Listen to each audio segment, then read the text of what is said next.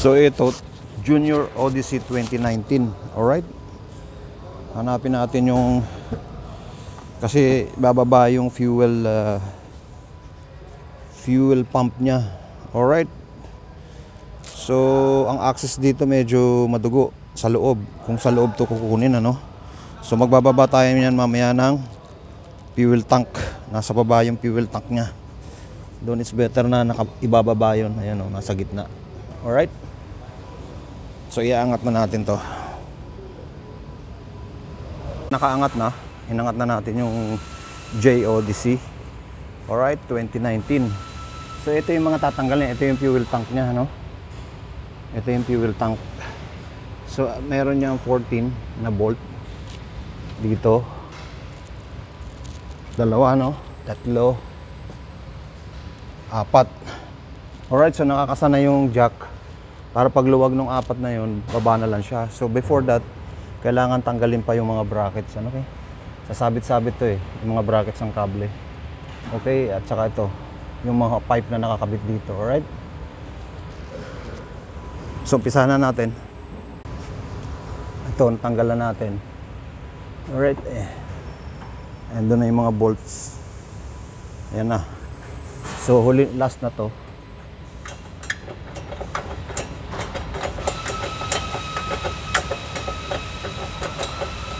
Medyo mahaba yung bolt kaya medyo okay. So tanggal na itong isang bracket na to kasi yung nasa kaliwa natanggal na natin eh. Ayan o, dalawa silang bracket. Okay, so yung tangke na naka-hold na lang yung jack na lang yung nag-hold. Okay, so dahan-dahan natin yan ibababa, then check natin kung ano pa yung okay.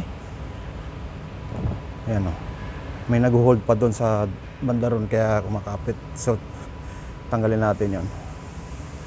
Ibaba na natin ang bahagya yung tank, ano, may distance na dyan, meron na siyang distansya. Alright, yan o. Then naitanggal na rin natin yung clamp ng filling pipe.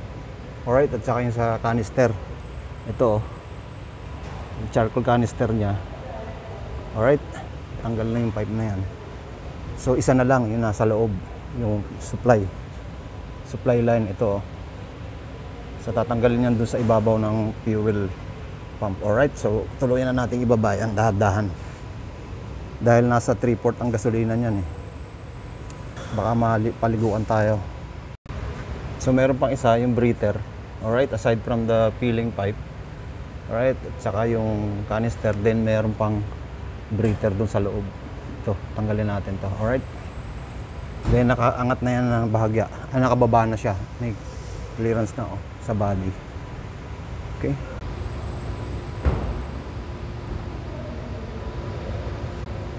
so tanggal natin yung breather sa taas, ano. Okay, ayun yung clip nya yung nandun, yung isang buo yan pero dalawang tenga.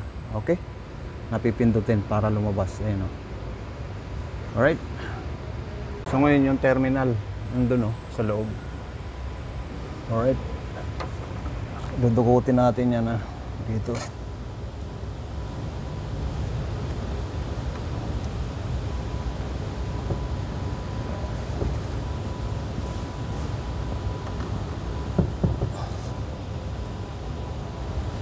Alright, so ngayon yung terminal, dahil natanggal na natin yung breather, ano. So ito yung terminal. Okay, dyan yun eh. Ito na yung pinaka module ng pump. So yan lang yung papalitan natin, yung motor dyan sa loob. Alright, so yung supply, yun na lang, itong isa ito.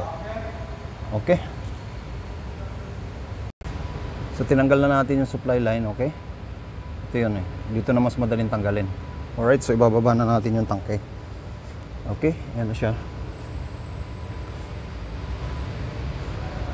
Dahan-dahan lang pagbaba. Ay, so dahil 3/4 ang laman ng ng 3/4 ang laman ng tangke. Okay, so ilalapat natin yan pababa para mapuwersa natin tanggalin tong module. Alright, kunin natin ngayon yung special tools para dito sa pagtanggal ng lock. Alright, so ready na siya para palitan yung motor. Na yung fuel tank, kukunin na natin yung special tools para dun sa fuel pump. Alright? So ito na yung special tools. Ayan, made in Hungary. Okay? So ikakabit na natin yan para matanggal yung lock. Alright? Yan siya.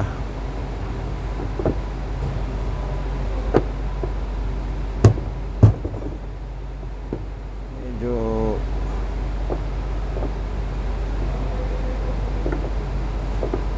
tumapat yun.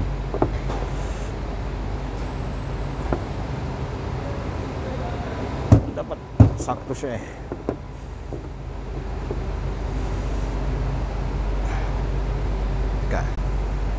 So okay, ready na, kasado na siya. Tanggal na yung pipe dito.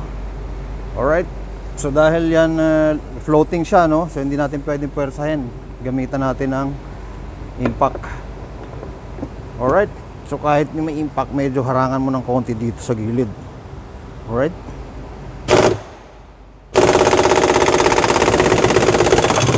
Oh, malasik pa.